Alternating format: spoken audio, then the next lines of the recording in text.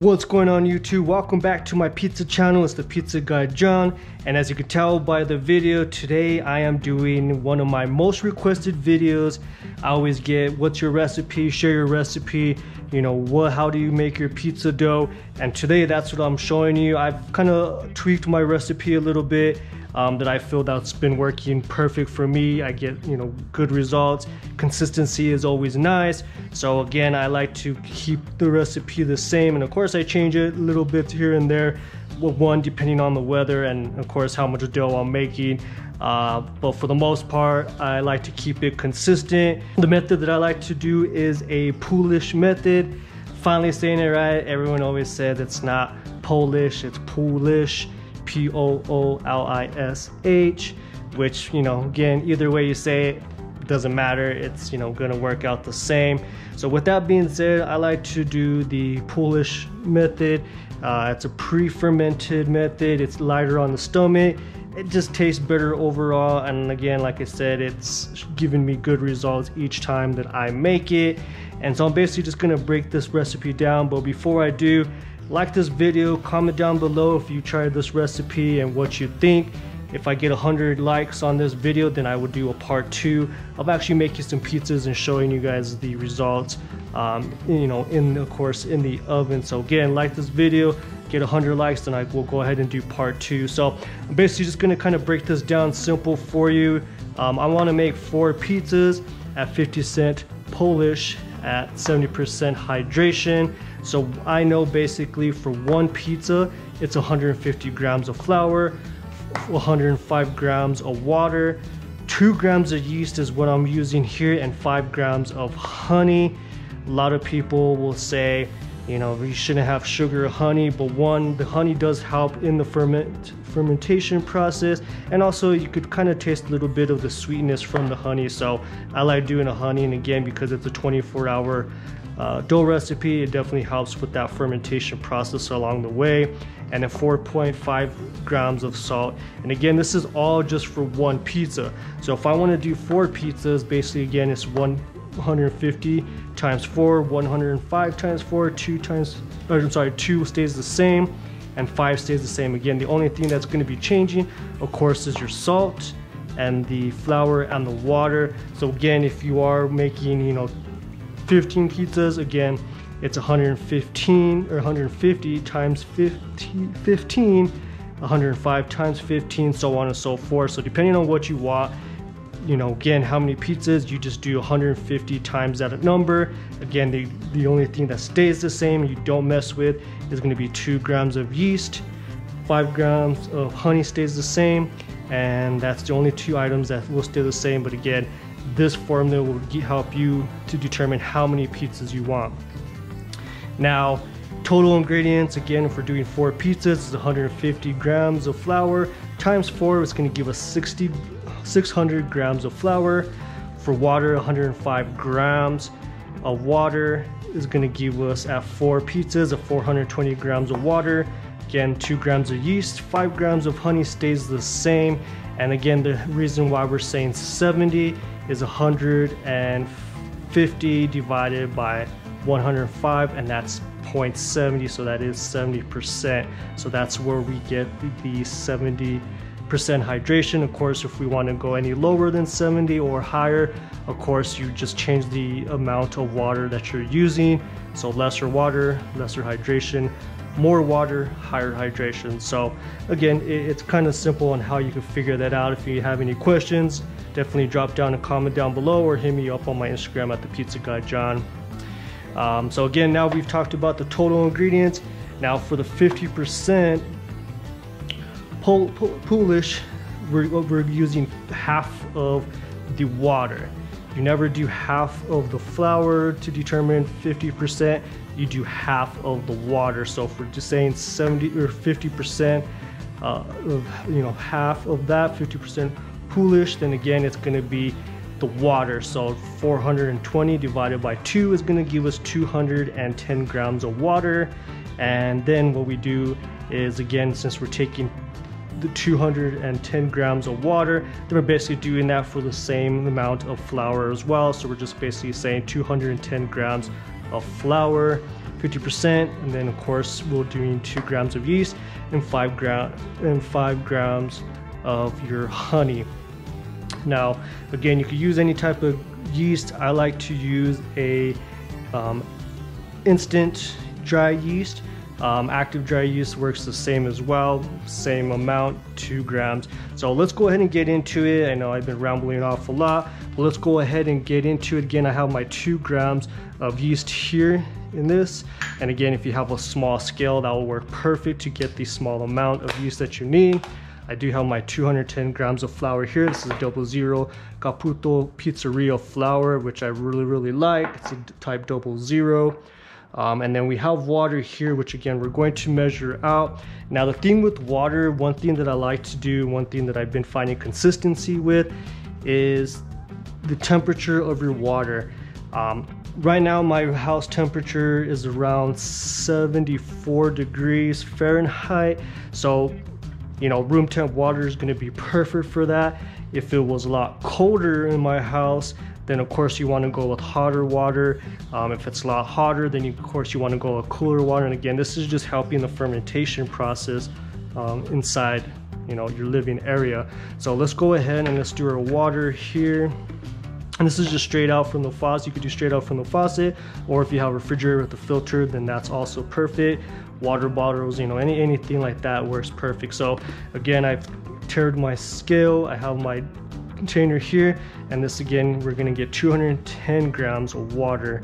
So let's go ahead and just measure that out here. And a little bit too much. I have a spoon here.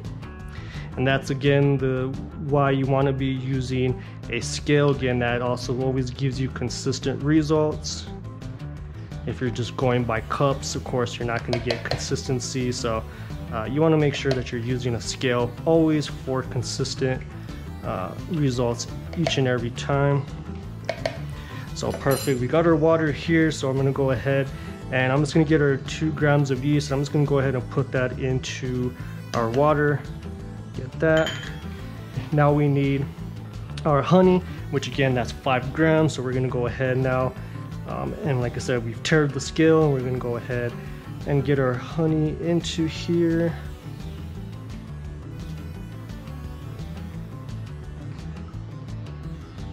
And one more. Perfect. So at this point, what you want to do is you could go ahead and just basically mix this around, and you're just kind of activating this as well. Getting that honey mixed.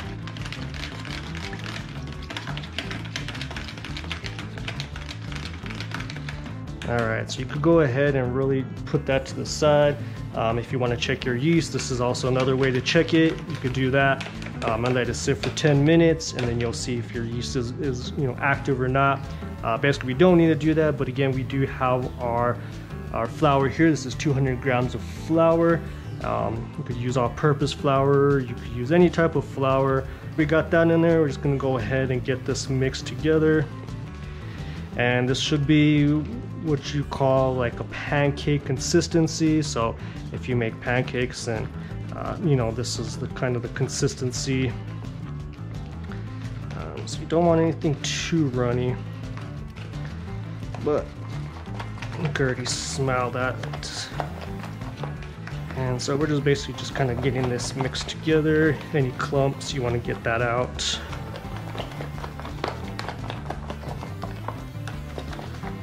All right. And once you have that mixed, then of course you're going to go ahead, let's get all this off here.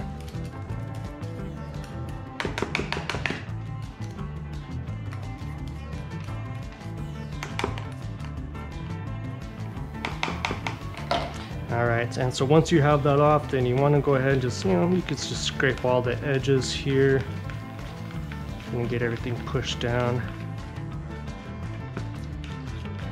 And that way at least you know where the dough is going to be at. And since I'm just doing this myself, and this is for me, use your fingers, hands are clean.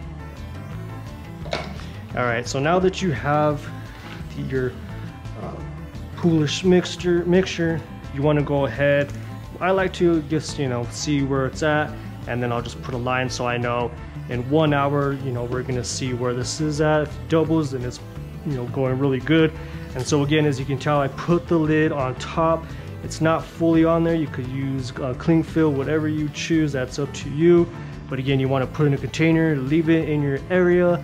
And again, what you're gonna do is you're gonna let it sit for 1 hour at your room temperature. After 1 hour, then we'll put it in the fridge for 16 to about 18 hours.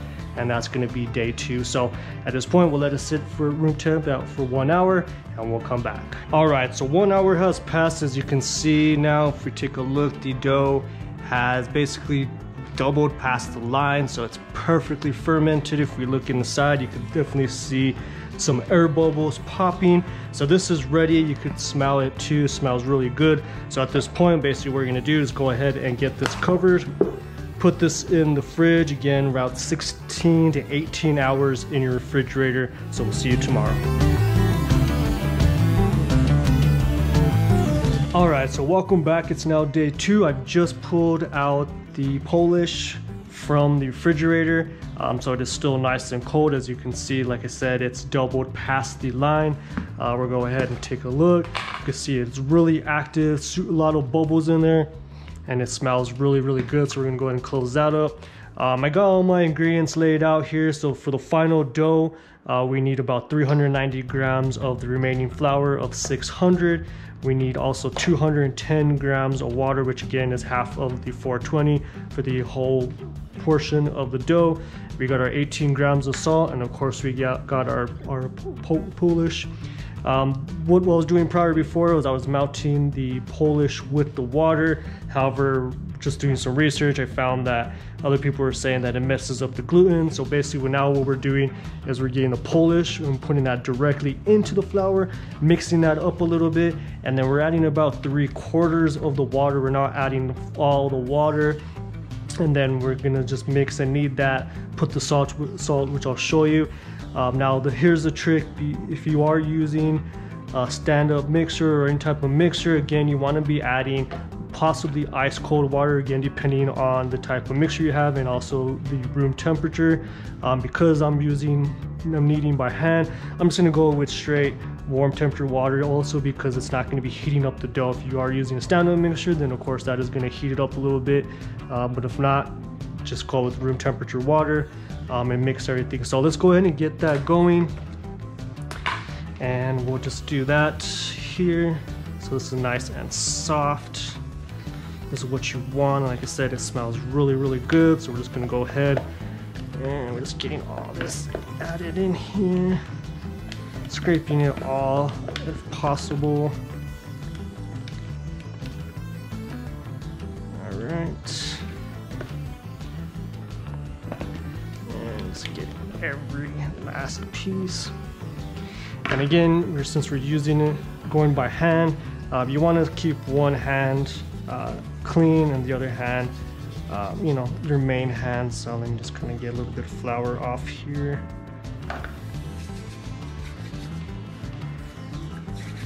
All right, and again, we're just basically kind of just getting this. And this again is just helping with the gluten, because again, your Poolish is going to be basically your starter. So we're just kind of getting this mixed in.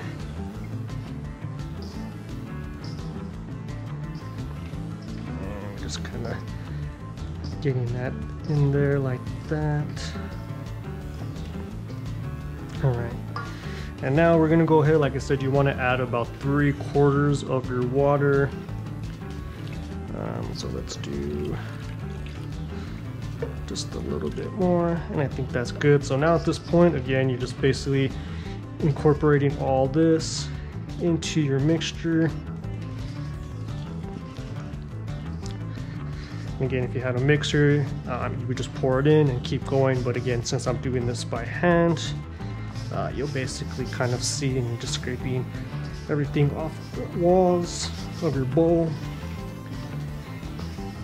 And just doing this. So if you don't have a large bowl, then of course you could use a small bowl, or you could also just knead it on your work surface. However, I find using a bowl is a lot easier. That way, you know, you're not making a mess everywhere. You just have everything in this bowl. And you can scrape some of this off your hands. And so I'm gonna go ahead now and I'm just gonna speed this part up and I'll go ahead and get everything mixed.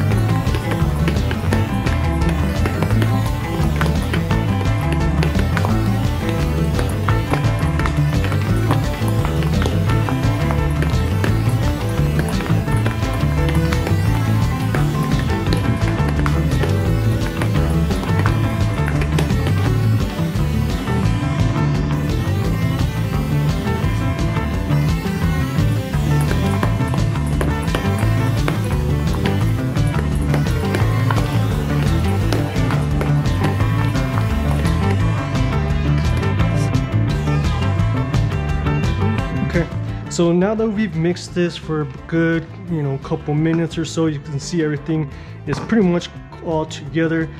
The dough is not super wet, a little sticky, but that just, again, because it's not super hydrated yet, meaning that we haven't added all the water. So the next part, what you want to do is you want to go ahead and we'll just get the salt added in there. Make sure you get all there. Now this is going to be the part where, of course, if you have a mixer, it's a lot easier, but because we're doing it by hand, this part does take a little bit longer. It does get a little bit messier, but again, you're just adding the rest of the water in here. And this is where, again, 70% is going to make it a little bit more, I guess, stickier, because now we're adding the rest of the water. And so this is the part, of course, you're just gonna go ahead and you're just gonna keep kneading it. And like I said, if you have a mixer, it's easier, but by hand, of course, it's just gonna take a little bit longer to, again, get all that water back into the dough. And we're melting down that salt. So again, I'm gonna go ahead and speed this up. And again, I'm just gonna knead this in this bowl until it's all fully incorporated. And it should take about 5 to 6 minutes.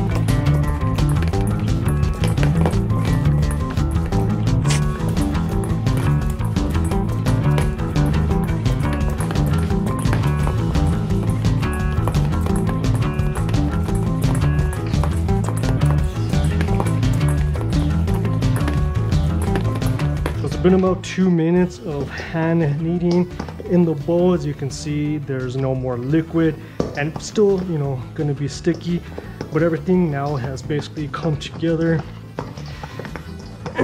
So again, you just want to go ahead and continue kneading. At this point, again, you can also take it off out of the bowl and do it into, on your working surface. Well, again, that's up to you. If you had this in a mixer, then this of course would take a lot shorter period of time, not as much of a mess. But again, if you don't have a mixer, doing it by hand is also again the other way to go. So I'm gonna continue with this and I'll be back shortly. All right, so it's been a couple minutes now. As you can see, it's still a little sticky.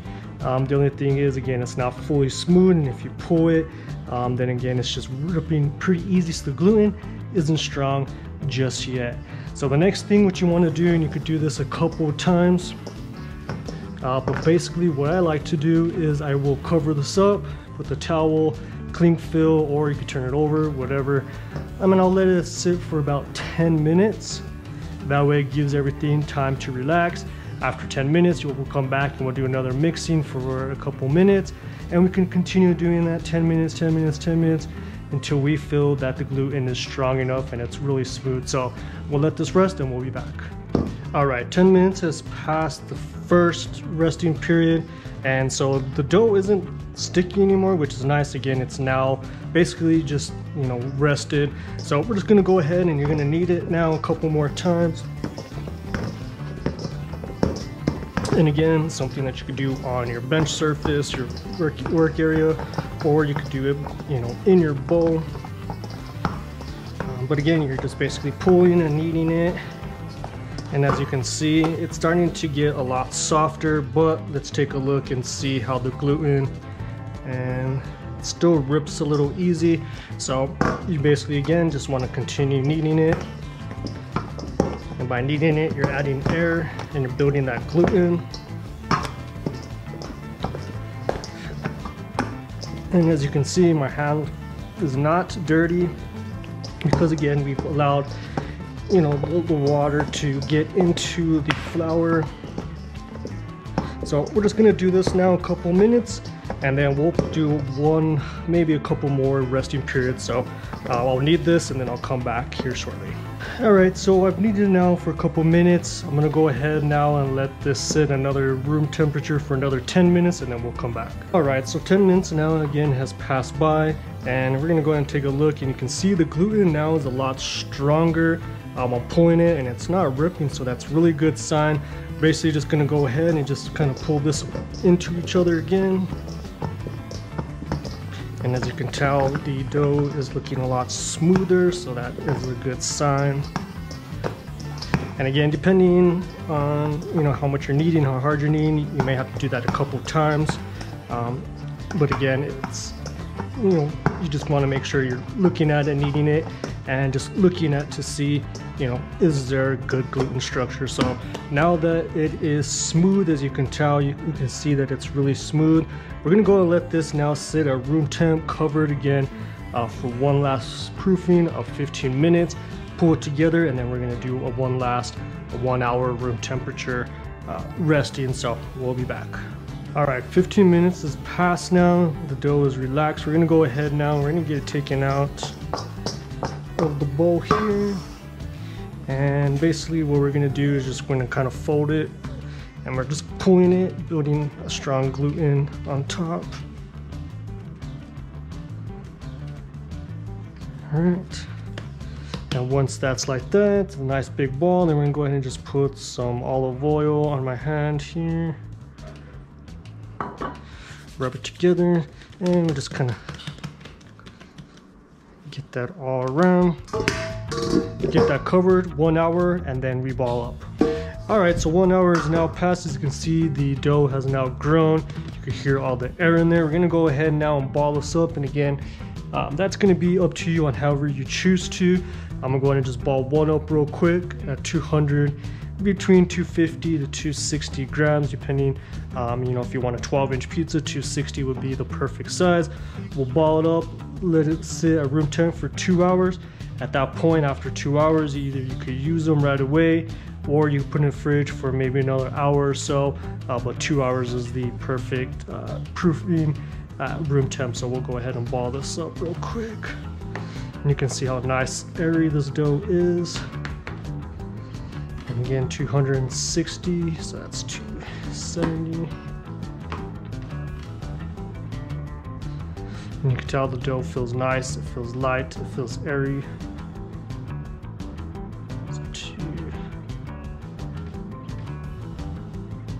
So 261, that's fine.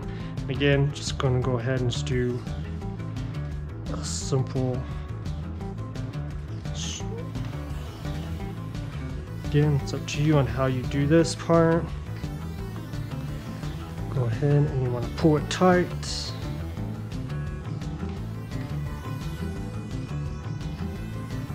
And then from there, if you can put them in a proofing box, or you could put them on a tray, it's up to you.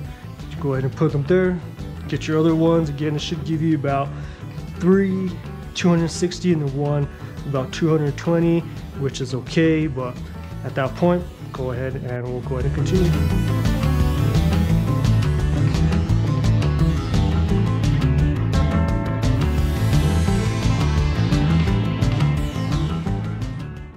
Alright, so now that we have our doughs all balled up, again, these are the ones that these three here are 260, and again, this one was about 230, which is okay. We're gonna go ahead and get this covered up, let it sit at room temp for 2 hours, and then at that point, we're ready to cook. So at this point, I will go ahead and let you know you liked the video for part 2. If you wanna see me making pizzas with this dough, let's get to 100 likes and we'll make it happen. Alright, so it's been about 2 hours. As you can see, the dough has doubled in size. It is now ready. As you can tell, it bounces back. So this dough is ready to go. I could use it now, or if I need to wait, you know, an hour or so, I would just put it in the fridge and this will basically just kind of slow it down. But at this point, the dough is ready to be used to make some good pizzas. So if you like what you've seen, give this video a like. If I get 100 likes on this video, then I will post part 2 of the pizza being made with this dough. Again, this is my new updated recipe. This is the 50% Poolish at 70% hydration. Again, I will post a recipe down below. Again, this was for 4 pizzas. Leave a comment down below if you're trying this recipe or what you liked most about this recipe. Turn on that bell notification. Check out my Instagram at the Pizza Guy John, and let's connect there. We'll talk soon.